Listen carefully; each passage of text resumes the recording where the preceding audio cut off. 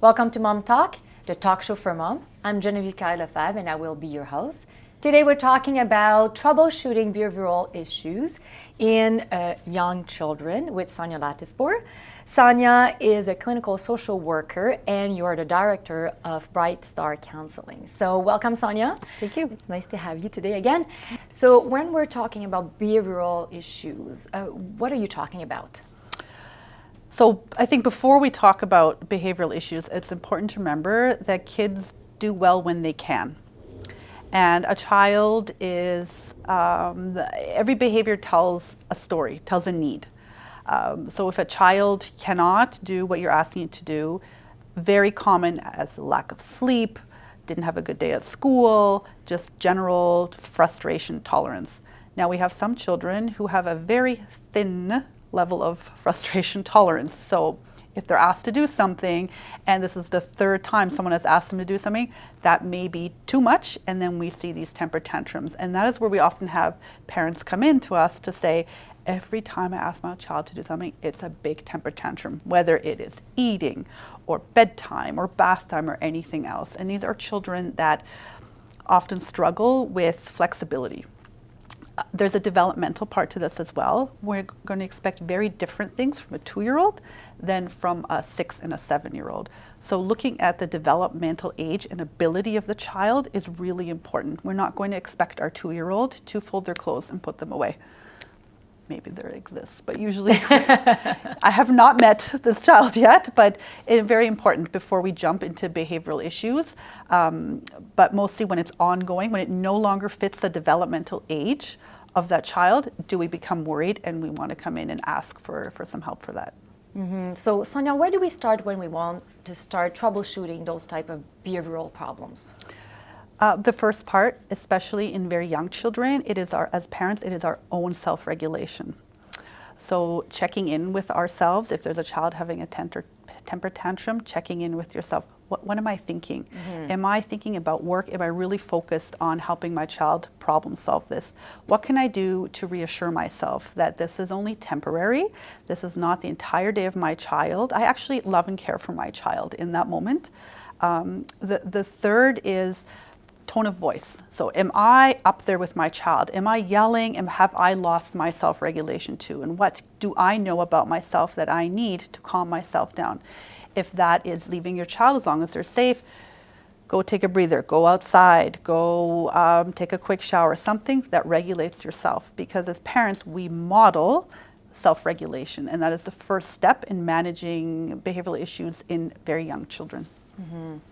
Now, if we want to teach them impulse control skills, where do we start? And is there an age that, we can, I'm sure, like what I'm trying to say, there's some age and we can probably teach them certain things, and the other age they're still watching us, what we're doing.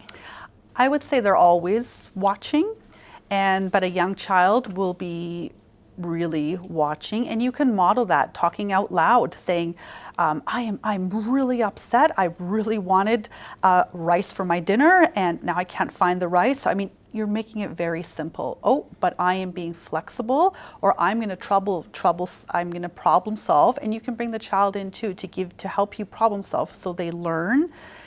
Not just to react. You can say, take a deep breath. If you're driving, it's nothing like someone cutting you off where you really want to swear something else, where you can tell your child, that really made mommy angry. Watch, I'm going to take a deep breath.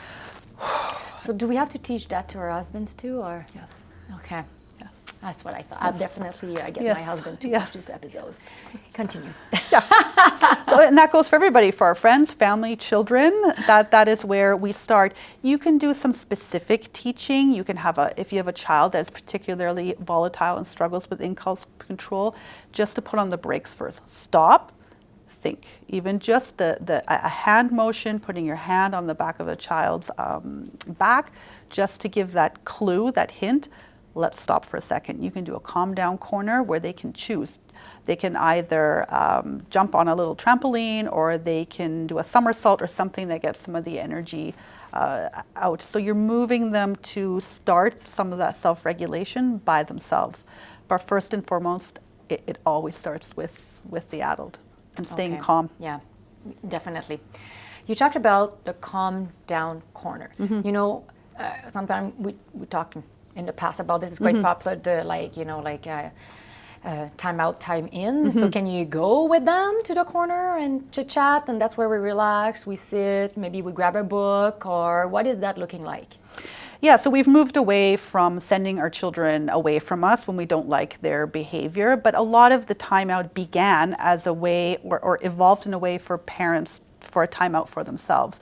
So you can certainly have a calm down corner before. The child has to know before what the calm down corner is used for. If you just in the middle of a heated interaction say, go over there to your calm corner, that won't mean anything. So you're practicing all this before when things are calmer. But yeah, you would stay in the room and you can do your own thing. You don't have to attend to every behavior that is naughty. Some things can just be ignored because kids love attention and they will go to things that gets them the most attention. So if they're doing something, it's not harming anybody, you don't necessarily need to react to that, but can wait for the first positive behavior after that. So if they are being rough with some toys, they're not breaking anything, but then they naturally move over to draw, you can praise that. You can say, I like how calm you are and how you're sitting at the table. I'm going to go and come play with you. So you've inadvertently not given the attention to the behavior you didn't like, but are praising the behavior that you do like in your child. And that is bringing a little bit more of a yes, because how many times do we say no all the time, right? I feel I listen to myself, and I'm quite aware actually at home to not always say no, and then and at the end of the day I'm like, oh gosh, I failed again, you know.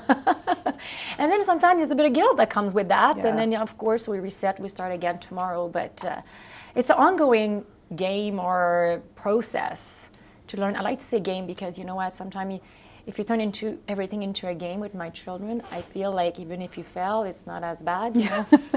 And they don't know we're failing. That's the beauty of having children. They only have one parent.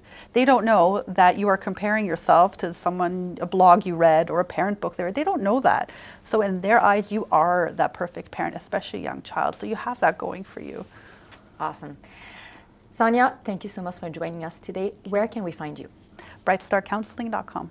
Awesome. To contact us or to view all our available episodes, please visit mom-talk.ca. You can also find us on YouTube at Mom Talk and also at Tri-Cities Community Television. And of course, on our podcast, Mom Talk, previously was Parent Talk Podcast. If you're an expert, don't hesitate to contact us. We want to hear from you. Maybe you want to come on the show. So Mom Talk would like to thank our generous sponsor, Tri-Cities Community Television, and our community sponsor, La Société Francophone de Maillardville. If you know a mom that would benefit from listening to this episode, please share it with her.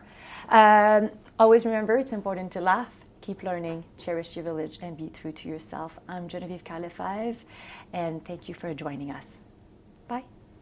Visit us at mom-talk.ca to access our podcast library and stay up to date with our latest content. Follow us on social media for more tips, hacks, and inspiration. Thank you for joining us on this exciting journey of motherhood.